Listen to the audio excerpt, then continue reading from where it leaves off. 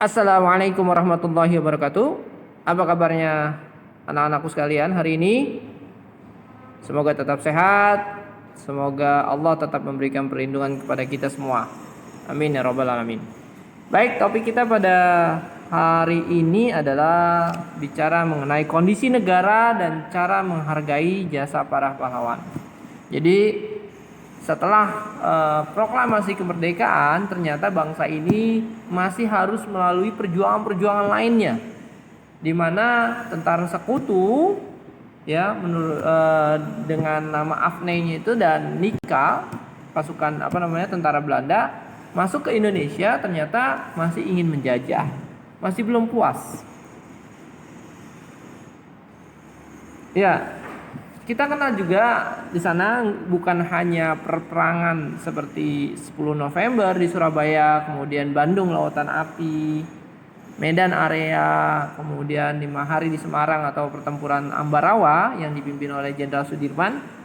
Namun ada juga agresi militer 1 dan 2, tapi juga ada perjuangan-perjuangan lainnya lewat jalur sidang, lewat jalur perundingan. Maka kita sebut dengan perjuangan diplomasi. Di sana ada perundingan Linggarjati, kemudian perundingan Renville, Romroyen, dan konferensi meja bundar. Tampak di samping itu ada gambar mejanya bundar. Ya, perjanjian Linggarjati. Apa sih perjanjian Linggarjati? Dia adalah perjanjian atau perundingan antara Indonesia dengan Belanda di Linggarjati, Jawa Barat. Mengapa diadakan? Diadakan karena dilatar belakangi oleh masuknya AFNI, tentara sekutu, dan diboncengi Nika, tentara Belanda. Siapakah wakilnya? Indonesia diwakili Sultan Syahrir. Belanda diwakili Wim Sermenhon. Sedangkan Inggris diwakili oleh Lord Killen. Di mana letak? Ya, kejadiannya diadakan di Linggarjati, Jawa Barat pada tanggal 15 November 1946 dan sampai 25 Maret 1947. Bagaimana? Ya, Belanda mengakui secara de facto bahwa wilayah Republik Indonesia dan meninggalkan wilayah RI, sepakat membentuk Republik Indonesia Serikat dan tergabung dalam persemakmuran. Yang kedua, perjanjian Renville. Renville adalah perjanjian antara Indonesia dengan Belanda di atas kapal perang Amerika Serikat. Ya.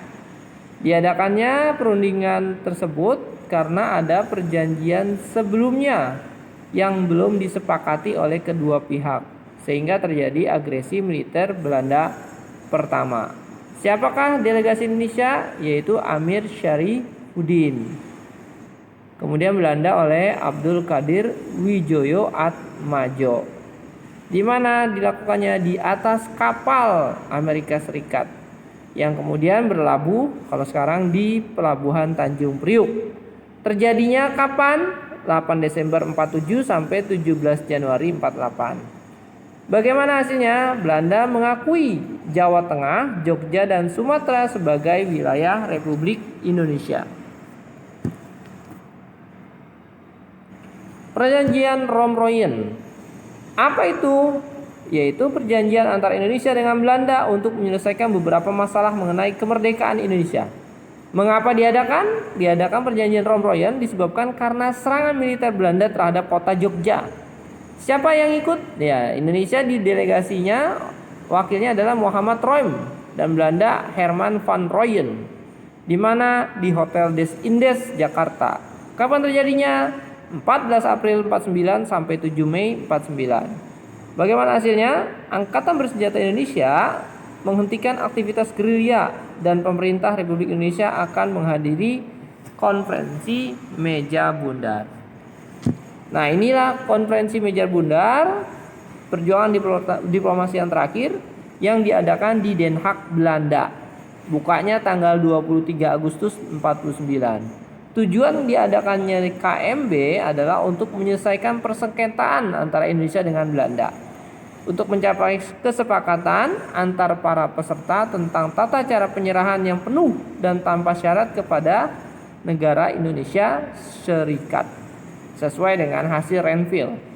Kemudian tanggal 2 November 49 KMB diakhiri. Sebagian keputusannya ternyata merugikan bangsa kita, yaitu beban hutang Hindia Belanda yang harus ditanggung Republik Indonesia Serikat sebesar 4,3 miliar gulden, mata uang zaman Hindia Belanda. Next, kepada pembahasan berikut, bagaimana cara kita menghargai jasa para pahlawan? Pertama, mendoakan mereka, ya. Jadi setiap upacara hari Senin kita ada ada prosesi untuk mengheningkan cipta. Kemudian meneladani sikap mereka, berani maju ke depan kalau di kelas, ya, percaya diri, pantang menyerah, tanpa pamrih, ikhlas, mendahulukan kepentingan bangsa, kepentingan orang banyak daripada kepentingan pribadi. Kemudian belajar yang tekun, kalau kita sebagai anak sekolah, ya, belajar yang tekun. Jadi itu adalah bagian dari cara kita menghargai jasa pahlawan. Kemudian berprestasi di segala bidang, baik di olahraga, kemudian ilmu pengetahuan, kemudian ilmu agama, semuanya penting, tahsin tahfiz dan lain sebagainya, ya. Nah, gimana keadaan ekonomi kita pada awal kemerdekaan? Oh, ternyata kas negara kosong. Kemudian yang kedua, masih banyak beredar mata uang Jepang. Yang ketiga, masih adanya blokade oleh pemerintahan Belanda. Baik, terima kasih. Kerjakan halaman 109 dan 124. Ayo jawab dan ayo menulis, ya. Merpati terbang dengan sang kekasih. Merpati terbang dengan sang kekasih. Merpati terbang dengan sang kekasih.